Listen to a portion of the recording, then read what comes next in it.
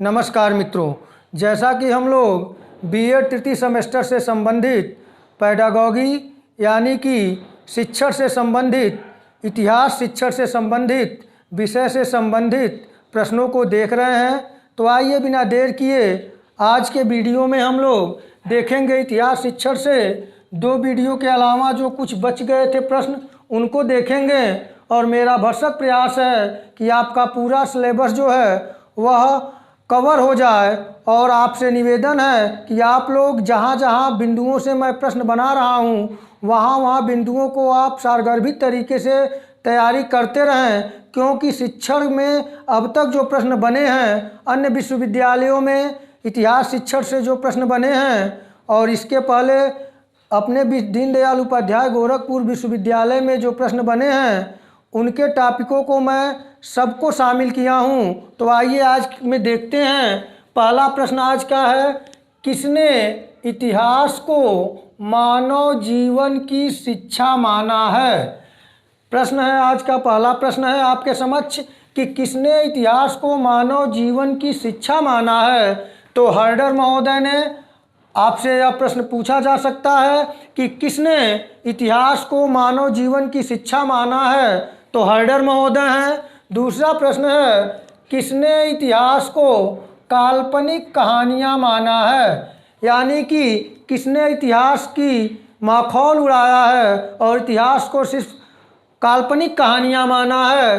तो यह Napoleon Bonaparte है, जो कि फ्रांस का एक निरंकुश शासक था, निरंकुश सम्राट बना था।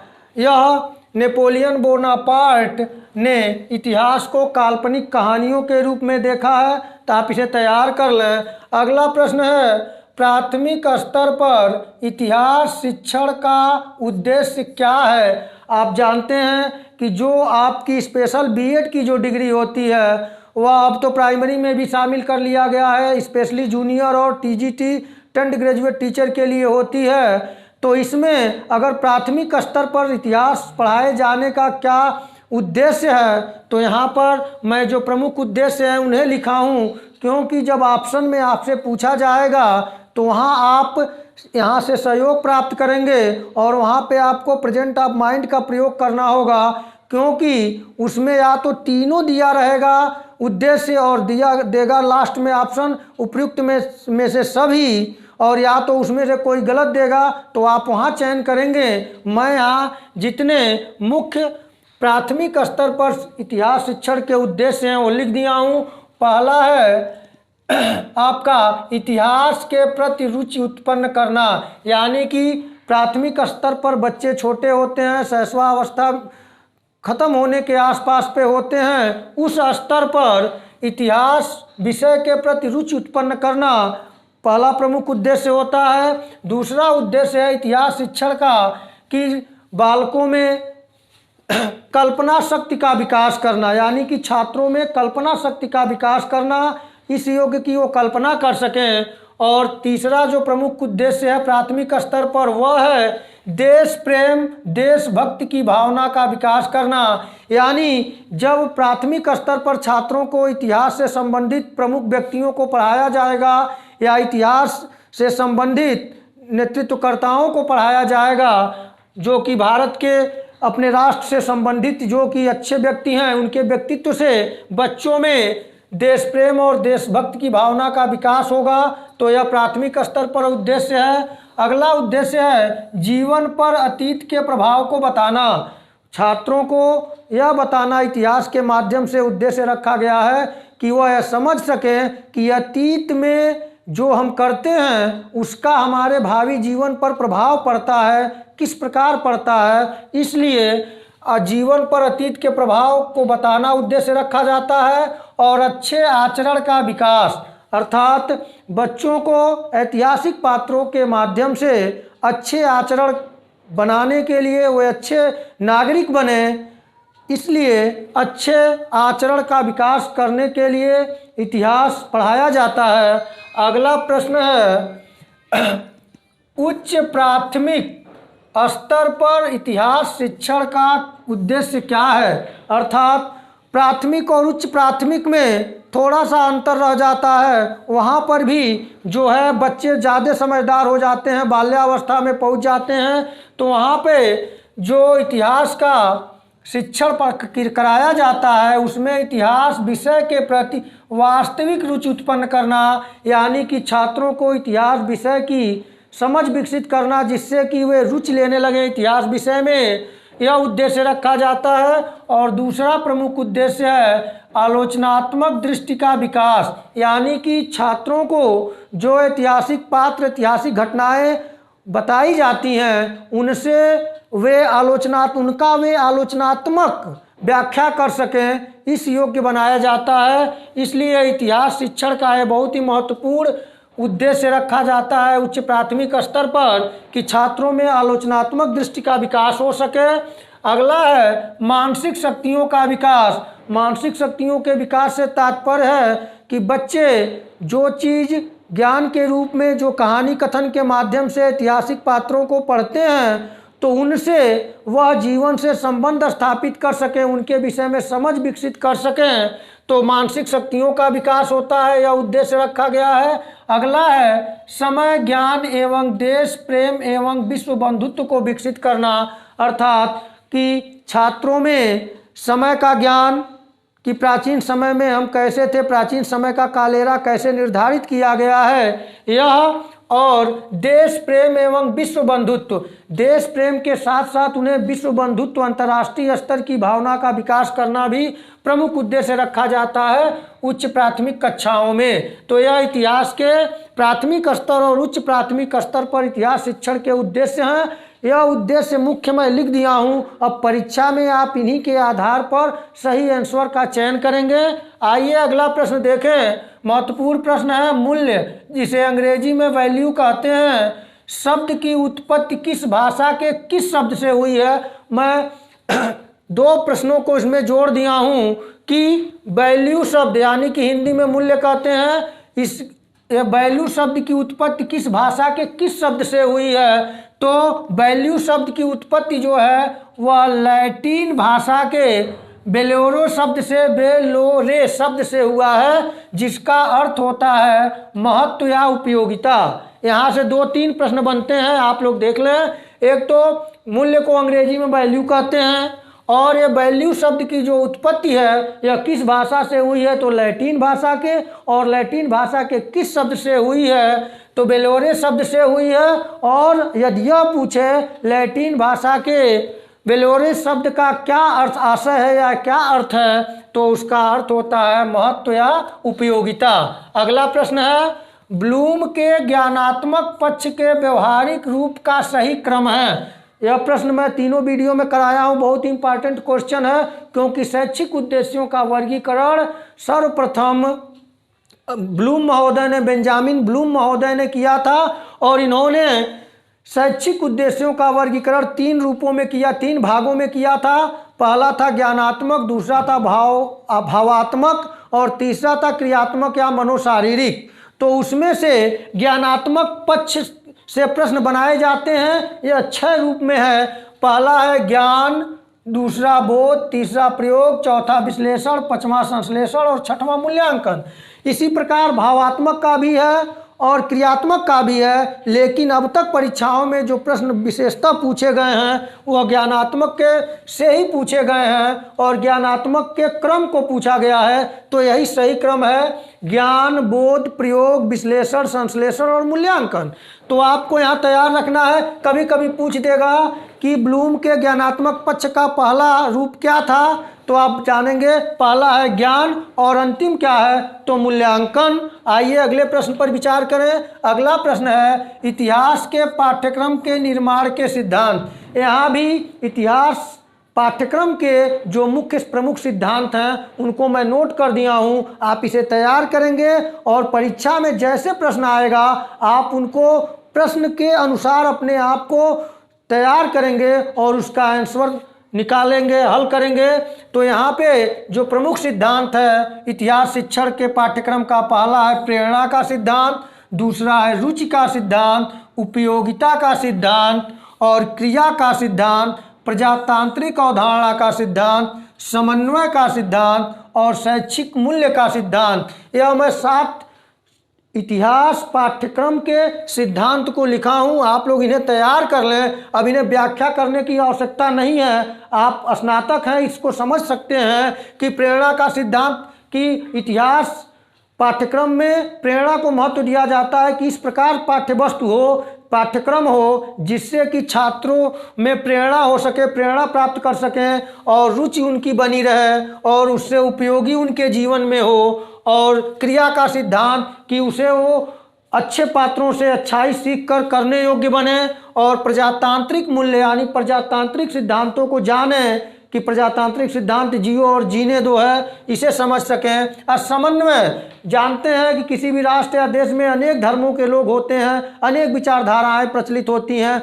उनमें समन्वय हो सके, छात्र समन्वय करने योग्य बन सके, समन्वय का सिद्धांत रखा जाता है। और शैक्षिक मूल्य का सिद्धांत, हर राष्ट्र हर देश के अपने शैक्षिक मूल्य होते हैं, तो जो हमारे राष्ट्र के शैक्षिक मूल्य हैं इनका भी इतिहास पाठ्यक्रम में महत्वपूर्ण स्थान रखा जाता है, इसलिए शैक्षिक मूल्य को भी शामिल किया जाता है। तो आप लोग इतिहास पाठ्यक्रम के निर्माण में प्रमुख सिद्धांत हैं, इन्हें तैयार कर लें। प्रश्न जैसा पूछेगा आप उसके अकॉर्डिंग अपना आंसर दीजिएगा।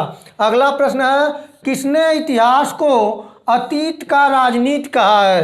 किसने इतिहास को अतीत का राजनीति कहा है? यह फ्रीमैन महोदय ने कहा है, आप लोग तैयार कर लें। अगला प्रश्न है, समस्या समाधान पद्धति का प्रथम चरण है।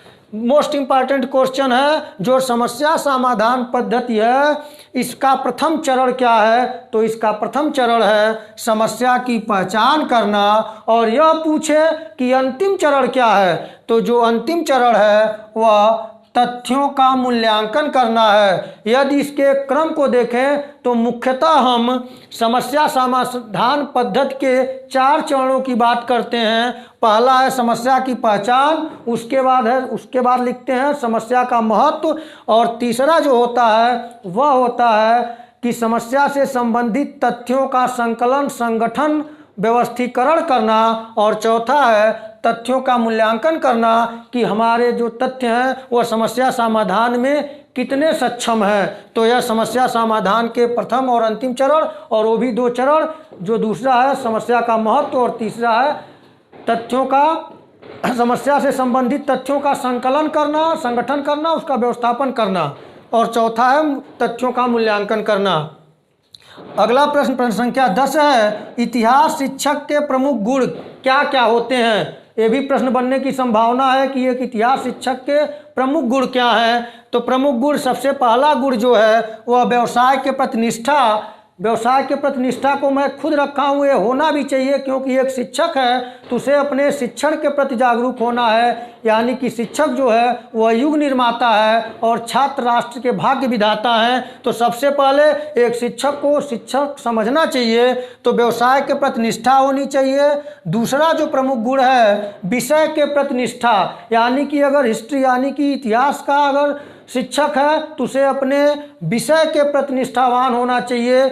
और तीसरा प्रमुख गुण है विषय का ज्ञान, यानी कि वह अपने विषय से संबंधित ज्ञान रखे। और अगला है स्पष्ट वक्ता, यानी कि उसकी भाषा शैली स्पष्ट हो, वह छात्रों को जो ज्ञान दे उसे खुद वह अपने आचरण में प्रस्तुत करे। अगला है वैज्ञानिक दृष्टिकोण, ऐसा नहीं है कि वह किसी एक जात, किसी एक धर्म या किसी एक पंथ की बात करे, उसका दृष्टिकोण वैज्ञानिक होना चाहिए जो मानवता के लिए हो। तो वैज्ञानिक दृष्टिकोण होना चाहिए। और एक इतिहास शिक्षक का एक प्रमुख गुण है उच्च नैतिक चरित्र वाला होना चाहिए, जिससे कि वह छात्रों को अच्छे आचरण के लिए प्रेरित कर सके। अगला है छात्रों की समझ, ऐसा नहीं है कि वह किसी जातिगत भावना, द्वेष भावना या किसी विचार से ग्रसित हो। उसको विद्यालयों में छात्र जो विशेष अलग अलग समुदायों से आते हैं तो वह छात्रों की समझ हो कि छात्र की क्या कंडीशन, आर्थिक सामाजिक कंडीशन है, उसके अनुरूप उसके व्यक्तिगत भिन्नता को ध्यान देते हुए छात्रों को समझ के उसके अनुसार शिक्षण कार्य करें। और अगला है समसामयिक घटनाओं का ज्ञान। एक इतिहास शिक्षक का प्रमुख गुण है कि वह समसामयिक घटनाओं का ज्ञान रखे, जिससे कि अतीत को वर्तमान से जोड़ सके। अगला है और अंतिम यहाँ पे लिखा हूँ स्पष्ट वक्ता, नहीं ये तो हो चुका है, दृढ़ संकल्प। यानी कि अगर छात्र एक बार नहीं समझ पा रहे हैं इतिहास के पाठ्यवस्तु को, दो बार नहीं समझ पा रहे हैं तो झल्लाए न, उस दृढ़ संकल्पित हो और अपने उद्देश्यों की पूर्ति के लिए वह दृढ़ संकल्प हो और छात्रों को सिखा सके, अभिप्रेरित कर सके एक योग्य नागरिक बनने के लिए। तो इस प्रकार यह इतिहास शिक्षक के प्रमुख गुणों को मैं लिखा हूँ। इसमें से जो परीक्षा में जैसे प्रश्न बनेगा आप उसका चयन कर लेंगे। अगला प्रश्न है, इंद्रियों के प्रयोग के आधार पर श्रव्य दृश्य सामग्री के प्रकार हैं। यानी कि जो इंद्रियों के प्रयोग के आधार पर श्रव्य दृश्य सामग्री के प्रकार कितने हैं, तो इसके मुख्यतः 3 प्रकार हैं। पहला है श्रव्य सामग्री, दृश्य सामग्री दूसरा है, और तीसरा है श्रव्य दृश्य सामग्री। यानी कि श्रव्य सामग्री क्या है, जो सुनाई दे, और दृश्य सामग्री क्या है, जो दिखाई दे, और श्रव्य दृश्य सामग्री क्या है, जो दिखाई और सुनाई दोनों दे। इसके आधार पे आपसे प्रश्न पूछे जाएंगे, रेडियो कैसा साधन है, कैसी सामग्री है, तो रेडियो में सुनाई देता है तो श्रव्य है, और वीडियो को पूछे तो वह श्रव्य दृश्य में आ जाएगा, और चार्ट को पूछे तो वह दृश्य में आएगा। इस प्रकार से आपसे प्रश्न बनेंगे। आप लोग इस टॉपिक को देख लें, तैयार कर लें कि इंद्रियों के प्रयोग के आधार पर श्रव्य दृश्य सामग्री के प्रकार 3 हैं। श्रव्य सामग्री जो सुनाई दे, दृश्य सामग्री जो कि दिखाई दे, और श्रव्य दृश्य सामग्री जो दिखाई और सुनाई दोनों दे।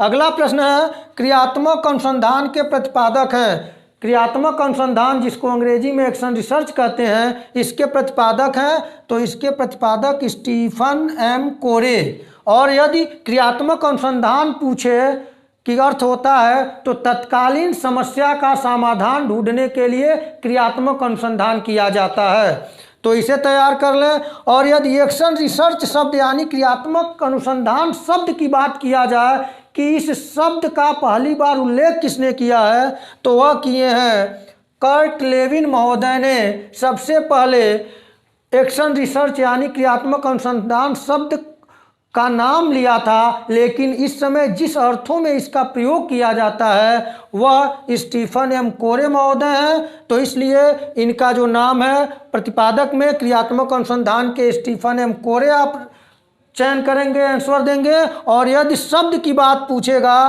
कि क्रियात्मक अनुसंधान शब्द का प्रयोग पहली बार कौन किया था, तो वह कर्ट लेविन महोदय किए थे।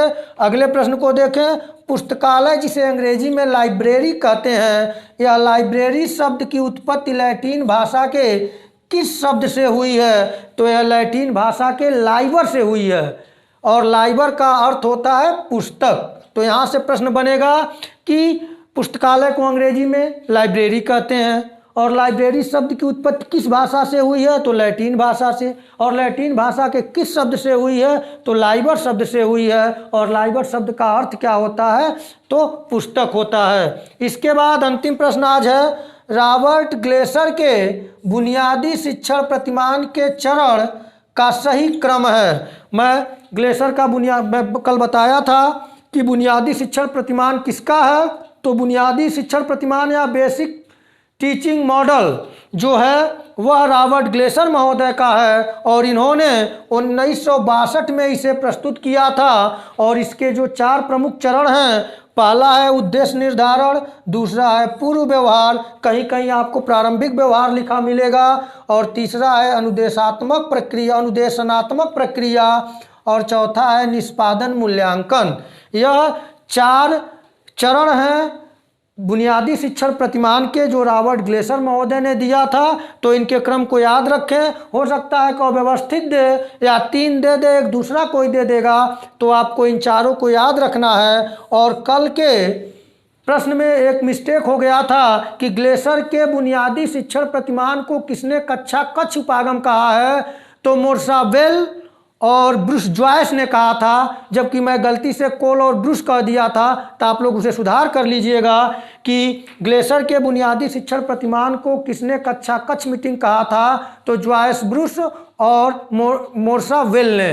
तो मित्रों आज यहाँ हम लोग इतना प्रश्न दिए, और परीक्षा निकट आएगी तो एक गेस्ट पेपर बना के इतिहास शिक्षण का मैं प्रस्तुत करूँगा, और मैं कल से आपको सिविक्स पैडागॉगी यानी कि नागरिक शास्त्र शिक्षण से संबंधित प्रश्नों को लेकर आऊँगा। और आप ये समझ लें कि जो इतिहास जिसमें लगा हुआ है, इतिहास की बात हो रही है, वह इतिहास शिक्षण से के पेपर में, इतिहास शिक्षण से संबंधित पेपर में पूछेगा। लेकिन जो वैल्यू है, पुस्तकालय है, क्रियात्मक अनुसंधान है, समस्या समाधान पद्धति है और ये सब पाठ्यक्रम निर्माण के सिद्धांत हैं, इन सब में समानता है। वह हर जो शिक्षण के विषय हैं उनसे संबंधित प्रश्न जो परीक्षा में बनेंगे, इन प्रश्नों से भी बनेंगे। इसलिए आप लोग इन्हें तैयार कर लें और आप लोग चैनल को प्रोत्साहित करें लाइक, शेयर और सब्सक्राइब के माध्यम से।